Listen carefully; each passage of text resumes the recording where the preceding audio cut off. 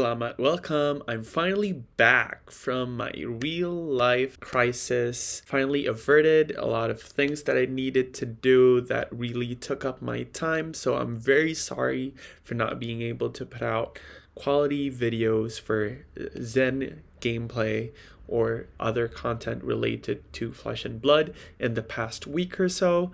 So here's my commitment to at least post 3 videos this week. So be on the lookout for that. It'll be a mix of gameplay videos that are done directly, post-game commentary, and lastly a deck tech for Zen post-bans. So today, the question that we really want to answer is, how's Zen doing post-bans? We want to see if he's still the top of the top or has his power level sunk down a little bit and has been overtaken by other heroes. So today we'll be facing the battle-hardened baloney winner, Maxx. I believe they're the hype around that hero has risen up quite significantly because Maxx has access to T-Bones, which are the crux against Zen's ability to use the equipment for his pop-off turn that he wants to save it. So being able to T-Bone them out before he has the chance to transcend or set up the perfect hand for it really neuters that plan. And secondly, Maxx has the plan to transform into a giant robot nitro mechanoid, which means it's very hard to block. Paired up with high octane, he can swing with the nitro mechanoid multiple times over power, which means it's very hard to block and damage will be leaking through. So let's see how Zen will do against the new threat of Maxx. There has been a lot of Maxes popping around ever since he won the Battle Harden. How we're going to sideboard is we're going to treat him as a combo deck that wants to play a non-attack action, park it in the arsenal, the Nitro Mechanoid. We don't want to use needles. We want to use no rune gloves because they have T-bones. And let's send it. Let there be light. Oh, fail. Let there be light. Okay. This is not the best hand. We're gonna cycle our combo cards away. We want to stock our graveyard. Oh, we still have manual mode from testing around. There we go. We killed the manual mode. This is very interesting. I don't see Evo Mech Breaker often. They use their legs to deploy an extra hyperdriver, which means they're 2/3 of the way.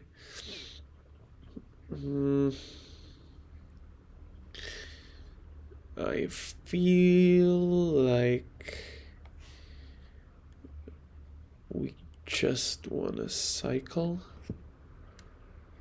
The question is if we want to Arsenal, Warmongers, or Harmony.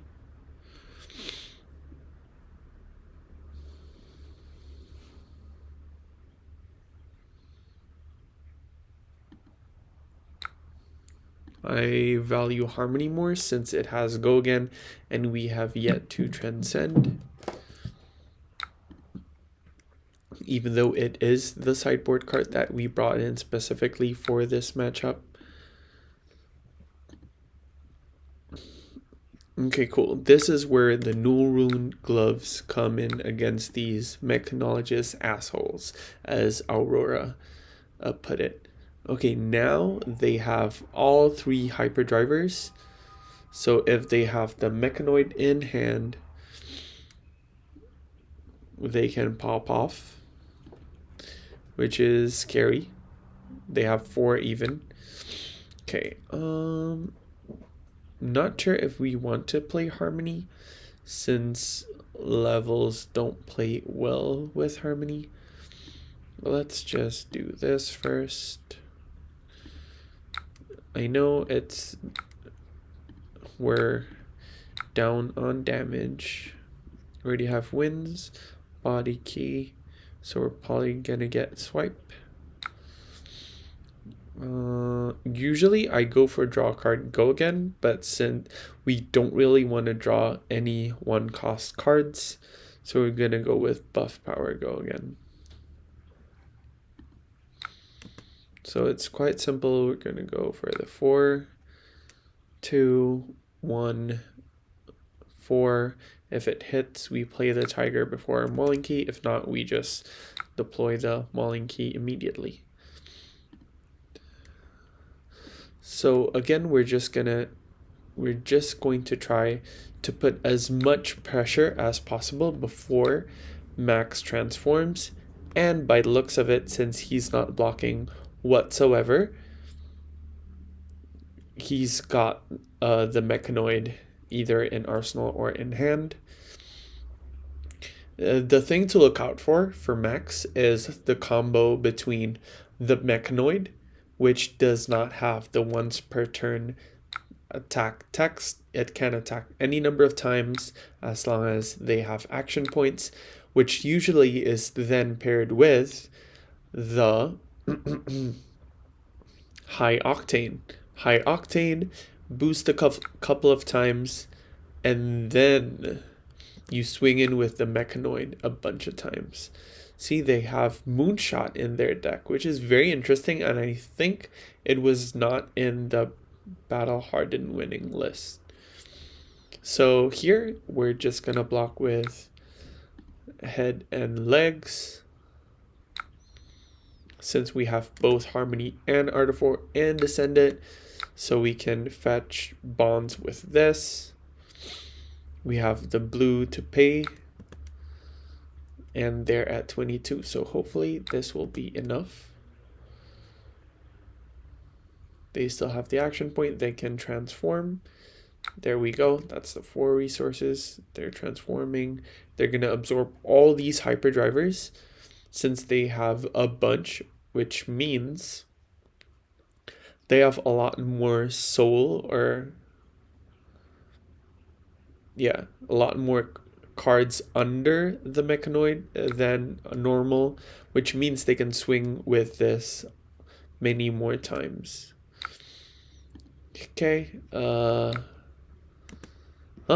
not, since they're on all the cogworks thing, they're not on the arms that give it +1 as a material, so it's only swinging for 5, but keep in mind it has overpower, and we can only block one with 1 action. Okay, that's fine.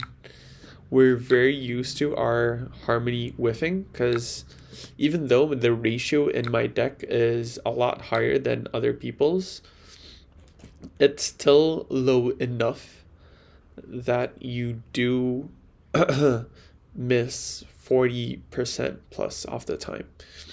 Okay, we're just gonna Descendant bonds. This is gonna be used to pay. So we're gonna grab something else entirely. Okay, let's think out our turn for a bit. We have 4 total resources from here. We have at least one resource that we're gonna use from here. So we have 3 left.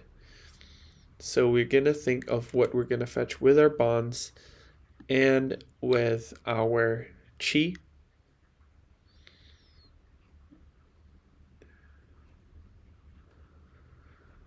We can't do double bonds. I mean, we could, but we don't have enough resources. We need to use the Descendant in hand as a blue. I feel like the highest damage would be bonds grabbing body, and then the chi grabbing chase the tail.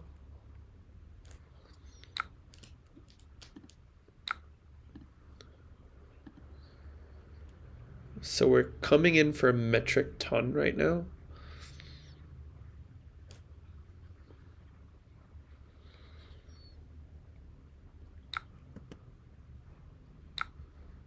Okay, we're still not going to use the chi yet. Revealing less information of what we're going to do will provide us with the advantage on our opponent, since they'll not know what to look out for and what to block. And if they block in a certain way, we can pivot our game plan and change what we fetch accordingly based on how they block. They've already committed 2 cards there. Okay, we can use the Kakara first, since we're at most only gonna grab a 1 cost. But yeah, Chase the Tail is just most damage here. It's normally a 1 for 7, but with these 2 buffs, it's a 1 for 10. And they're at 8, so this will require them to block with at least